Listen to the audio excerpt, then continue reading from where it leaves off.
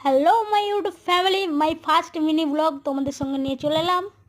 আজকের মিনি ব্লগটা খুবই স্পেশাল হতে চলেছে, কারণ তোমরা দেখেই বুঝতে পারছো আজকে আমরা গাছ থেকে কিন্তু আম পাড়ছি। তার মানে বুঝতেই পারছো আজকে আমরা করতে চলেছি আম মাখা।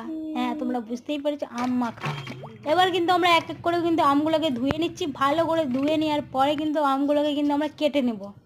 তারপর এক এক করে আমগুলো কেটে নেওয়ার পরে কিন্তু আমগুলো আমরা সব গোটা চেঁচে নেবো একসঙ্গে। যতগুলো আম আছে কিন্তু সব কটা চেঁচে নেবো এক এক করে, ফিনিশিং টাচ। তারপর তোমরা বলো এই ফলগুলো কি, আমিও বলবো না এই ফলগুলো। তোমরা জেনে থাকলে অবশ্যই কিন্তু কমেন্ট করে জানাবে।